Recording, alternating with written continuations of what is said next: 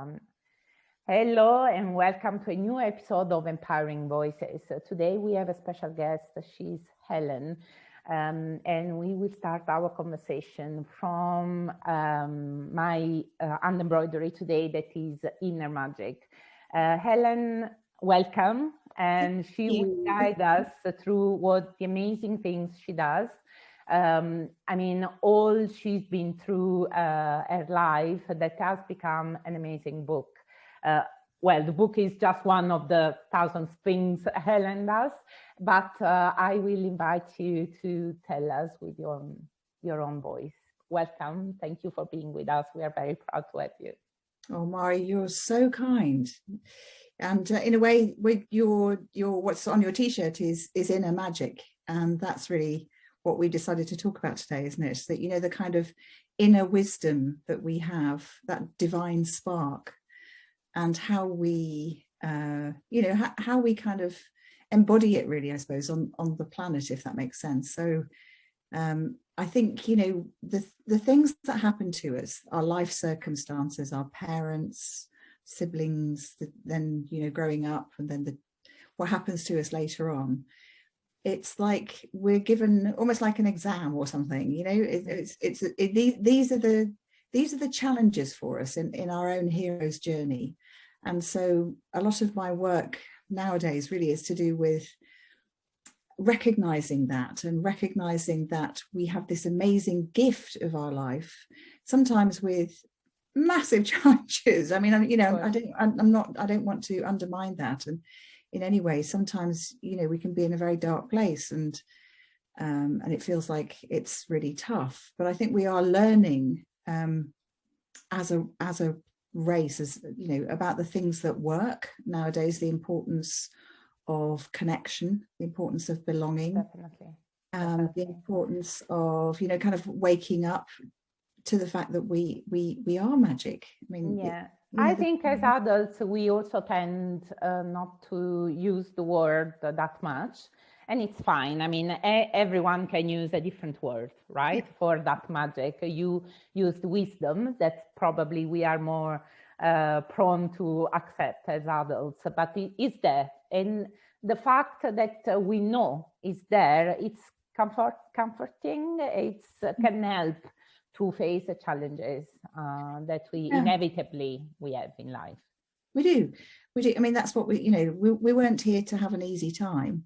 So, yeah. And I think, you know, I'm not sure if I know anybody who's had a really easy time in their life, and whether that's to do with, you know, calm. I mean, there are all sorts of different threads, aren't there, to, you know, about whether or not it could be to do with karma, whether it's to do with, I'm reading at the moment, or I'm wanting to read more about that whole collective trauma that there is, so that, you know, in England, where I'm talking from, and in Britain, there is so much to do with the Second World War and the First World War, and the fact that, you know, there's still, I think, trauma that echoes down the generations here, even now in 2021. Yeah, in a way or another. Yeah. And kind of very intense experiences. So there are different things. But yeah, wisdom, magic, and I think it's remembering that we have that, because actually when we feel low, we forget, don't we? We sort of, you know, we can kind of dive down and think, oh, I'm useless, and that ridiculous inner critic. Oh yes, that can kill any spark. Yeah, exactly. Yeah. But as we were saying, our brain is not there to make us happy. It's there to defend ourselves. Yes. Tell us about the danger and to push us to run away from danger. But that danger sometimes is just an opportunity. So we need to learn and recognize that. And probably the magic is our tool, our weapon, or whatever we want to. Quite right. You know, and you're right. I mean, I've heard that 80% of our brain as time is spent protecting us from the saber-toothed tiger who's coming over the horizon. You know, like news, spoiler alert, there is no saber tiger. They've got and whatever tigers there may be, well, obviously there are tigers, but the dangers that there are, sometimes the important thing is actually to stop and look the tiger in the eye and see what that tiger's come to teach you. Because I think that's, having the bravery to face up to our challenges. And it's taken me a while to do this, Mara. I mean, I've been a family lawyer and mediator for 35 years. I've trained lawyers in talking solutions. I've trained them in mediation and collaborative law. So it's all really sitting around the table. Let's see how we can talk things out, which is a potentially kinder way than going through the court system. So, but in terms of kind of facing up to the tigers that were in my family, it took me really 40 years to do it. Well, it's never too late. Yeah. So I promised myself back in 1981 that I would write a book about what really happened to my brother. Although I kind of let myself off the hook a bit because I knew that I couldn't write that book until both of my parents had died. Actually, I think it would have been too cruel. It would not have been easy reading for them. So my father died in 2014. My mother died in 2017, and then she left another secret. A big gift which was a gift. So my mum came out as gay after she died, and I remember actually, kind of going to my laptop and typing in, Google, what are we going to do here? So typing in what happens if your parent comes out as gay posthumously, and normally you'll get like hundreds of thousands, millions of responses, and there was literally about something like 70 responses. And it was all to do with if you come out as gay, just before, if a parent comes out as gay just before they die, or if a child comes out as gay or bi, or so that was talked about, but there just was nothing about that, about what to do. Although my younger daughter, it's good that I've got young people around me because they kind of keep me sane and up to scratch. So, but my younger daughter said, "Mum, why did you type in posthumously? Nobody says posthumously, so just put in after death." So I tried that, but there wasn't anything. So you were trying to find someone who had the same experience. But I think it was a lot to take in. I mean, so many questions. I mean, for me, naturally would come up like, why didn't she ever tell me? Or why did she have to keep it quiet? I mean, for sure over time, but it took probably a long time, you then had some answers. But at the moment, I think it was just shocking, not for the fact in itself, but for the secret. For her, for sure, had not been easy to keep this secret all her life. No, except that she did love secrets. She loved secrets when she was kind of very beautiful, ice queen, blonde, blue-eyed woman. And she was the sort of woman, she'd kind of come into a room and people would just look at her. She had that power. When she turned it on, she could also, just disappear sort of almost into a room. But she when I was younger, she taught me she wanted to teach me two things. One was how not to blush. So if you kind of got embarrassed, she said, "Okay, so Helen, when I was little, I taught myself how not to blush, and I can teach you as well." And I was kind of going, "Wow, really? Is that a thing?"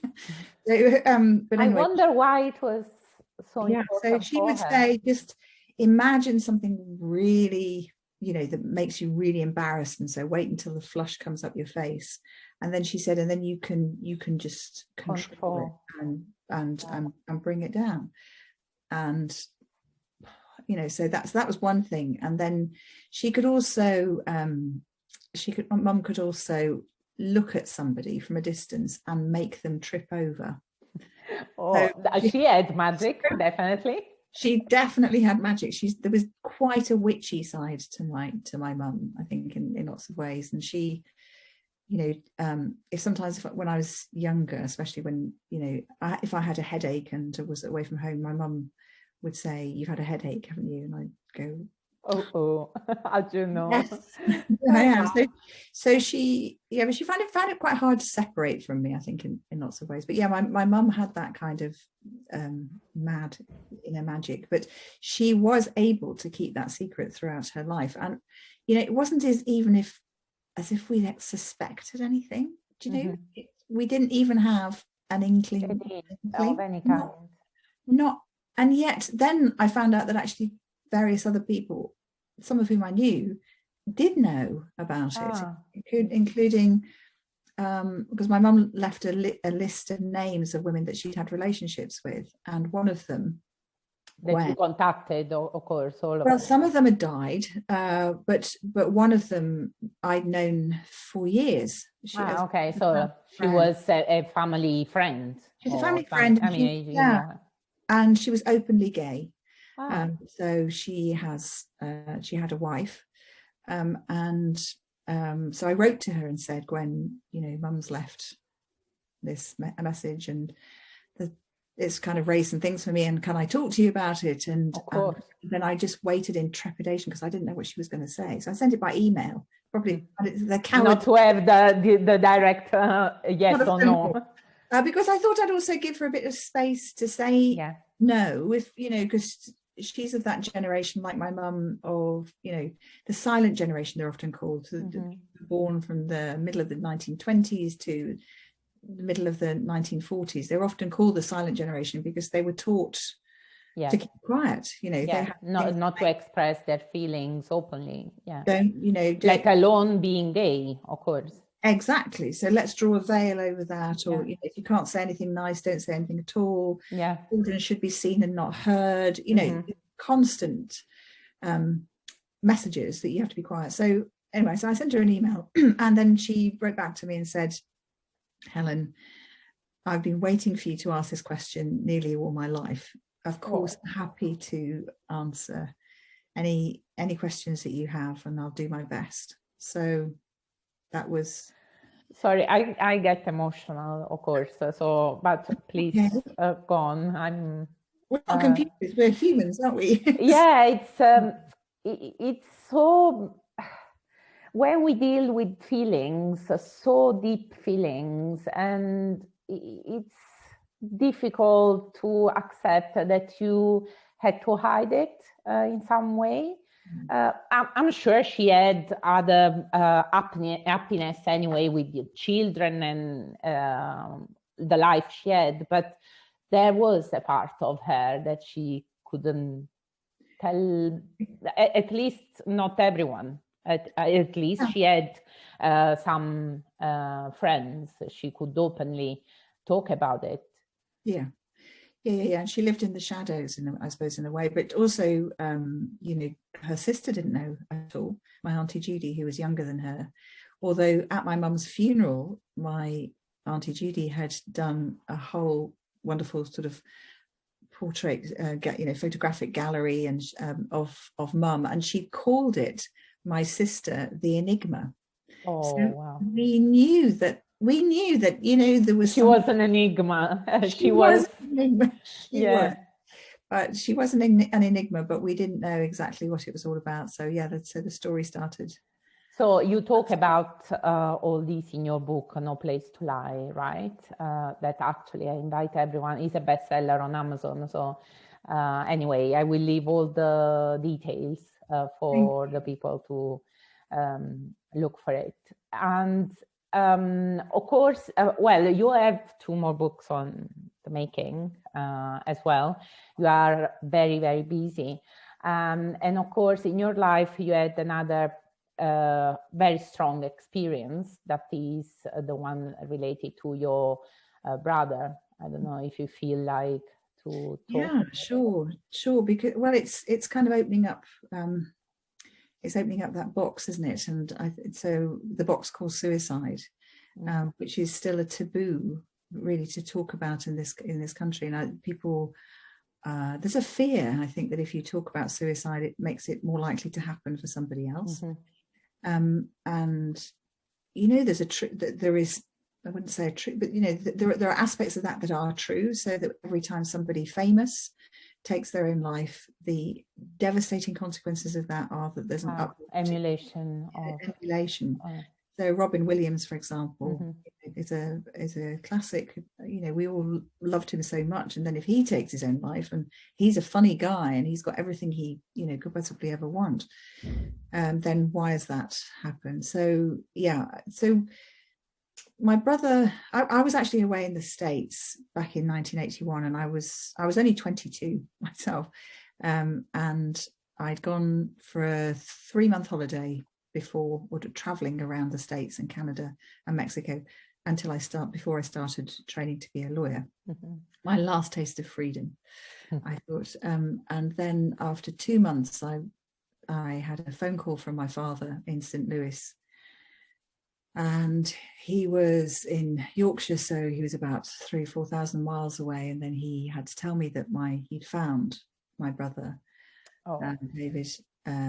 He'd found him dead on, extraordinarily, the 1st of March 1981, which is St. David's Day, so which seems even more, I don't know, poignant.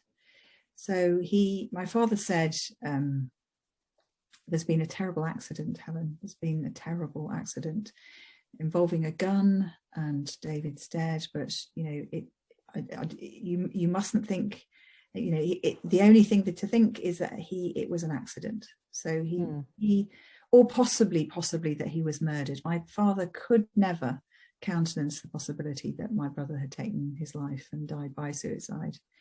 I think for a parent, it's something unbelievable, and I don't think it's possible to accept, because in a way you want to give the responsibility to someone else. Well, I think that's something when, if you talk to anybody who's been touched by suicide of somebody that they love, you go into this, it's like a kind of volcano exploding in you, and then in an instant, and then suddenly you're left with the crater. You're left with this. For me, it felt like a kind of void inside for years, actually. I mean, really for years. I remember going to see a naturopath, I don't know, about 10 years afterwards. And he said, "Have you been in an accident recently?" And I said, "No." And he said, "Well, your body is still your body's in shock."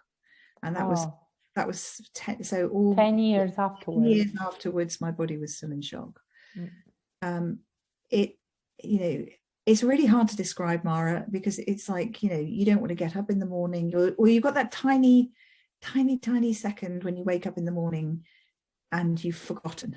And so you might have a feeling of happiness. And then you go back and then the realization comes back in again. So it's really hard. It's really, really hard for people to it's a devastating thing. And one of the saddest things about this research around suicide is that very often people who do die by suicide do it isn't a selfish act. It's an act because they can't take the unbearable pain that they're going through at the time, and they think that other people around them will be happier if they die. I mean, the truth is the polar opposite of that. Of course.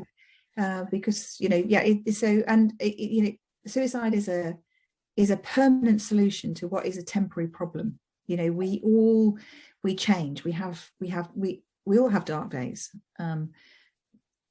but things change. And there's this kind of myriad of other lives that we can live if we can possibilities out there. Possibilities, absolutely, and that's beautifully encapsulated in Matt Haig's book, The Midnight Library, as well. So that's another great book.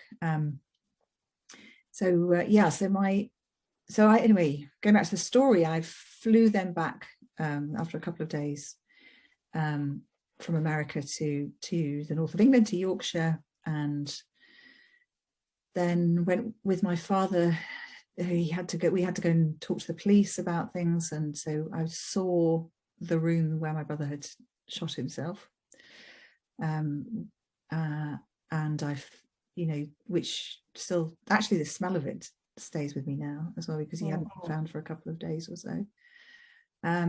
But it was in the house where your parents lived, or no, it was in a house where he had been a caretaker.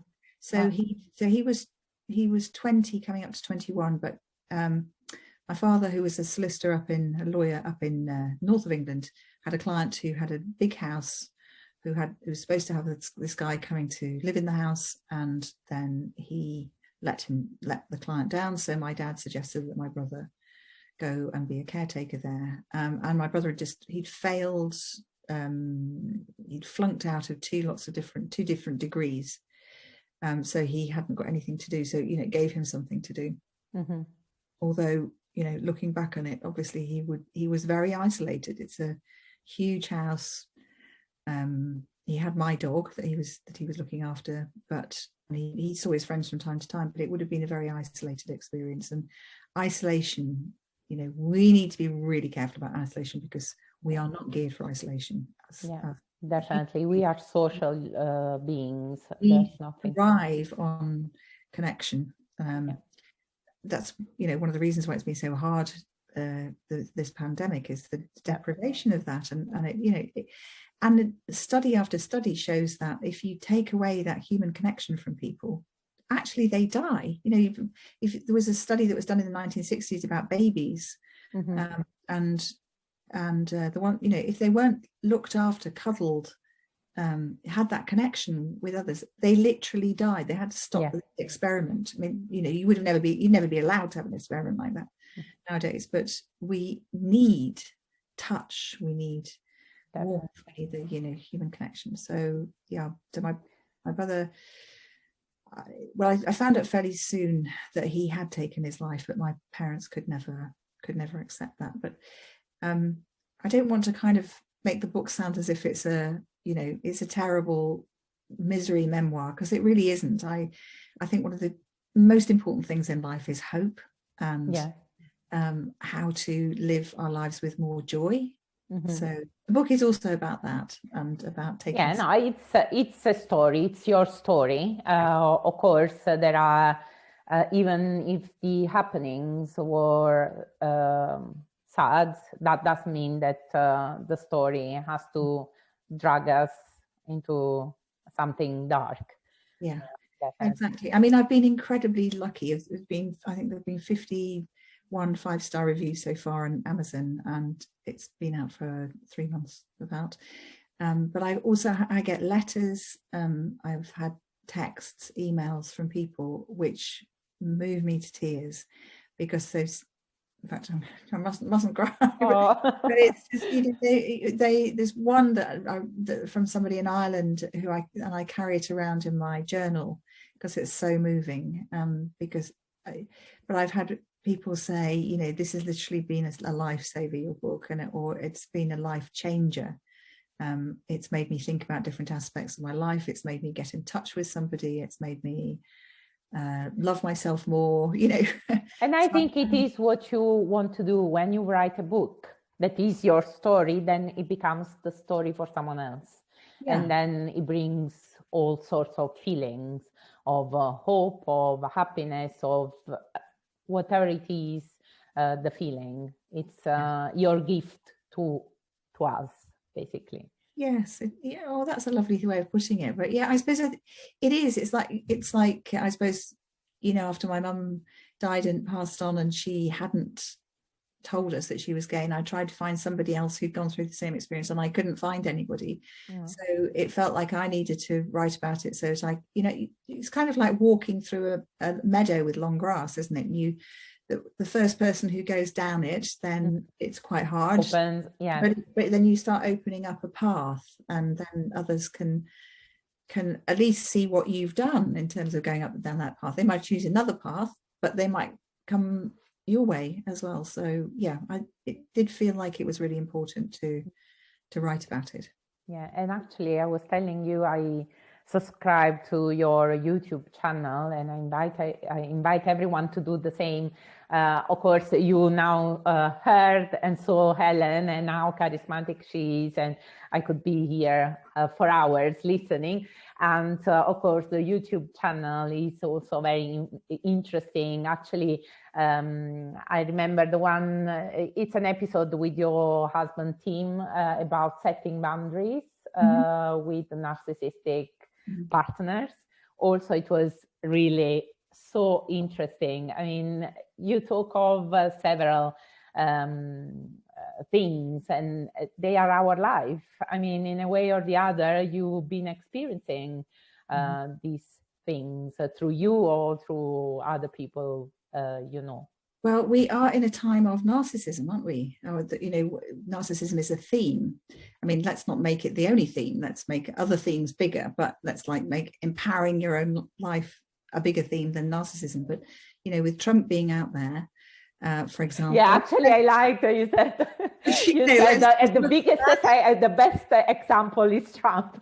Yeah, it's a classic. I mean, we have examples closer to home as well. Some of at least one of whom looks very much like Trump. But you know, you've got this huge international example of what it is to be a narcissist and the effect that it has on other people around you. And you know, you have to guard against it because it's a mad world.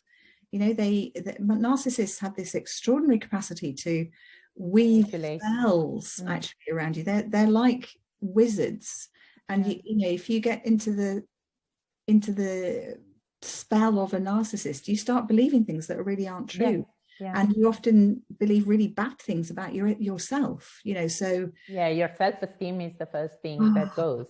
Absolutely. And you know, they're terribly clever. They can make you feel like $1 million. There's an intensity about them. I mean, I'm saying this, you know, because as a family lawyer for 35 years, one of the things that one needed to be dealing with were narcissists, and then, you know, the empaths who were trying to escape from them. And how they did that and how they reclaimed their lives. And that it's often a very tough thing to do, because, you know, the narcissists have, what are they called? I think they're the flying monkeys around them who you know, who echo the narcissist and say he's marvelous or she's marvelous. And no one will believe the empath who's the victim. Normally it's the opposite, right?